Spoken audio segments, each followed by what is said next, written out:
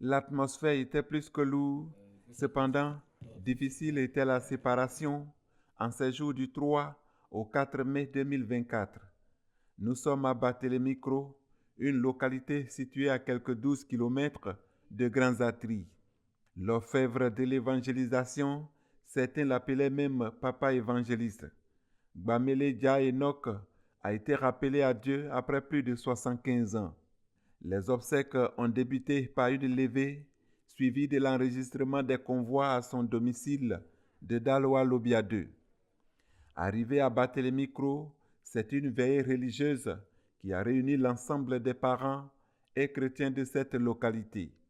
Une fois le jour venu, c'est toute la place aux dons, rassemblée par famille pour soutenir les orphelins et suivie d'un culte de consolation. Au-delà de sa vie spirituelle dont on parle, c'est un homme qui pour la famille était comme un rempart.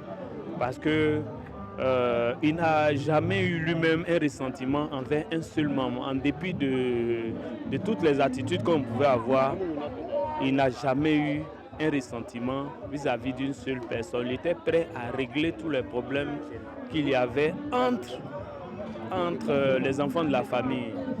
Ce que je retiens aussi, c'est que c'est quelqu'un qui a consacré sa vie à servir le Seigneur.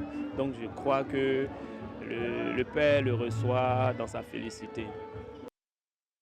J'ai combattu le bon combat est le thème de l'exhortation de l'évangéliste Christon Élysée qui a tiré son message du livre de 2 Timothée. L'homme de Dieu appelle le chrétien à la persévérance face aux épreuves de la suite de Jésus-Christ. Incompréhensible était la séparation, mais le cortège devrait suivre son cours normal, avec une pause dans la cour familiale avant de prendre la direction du cimetière.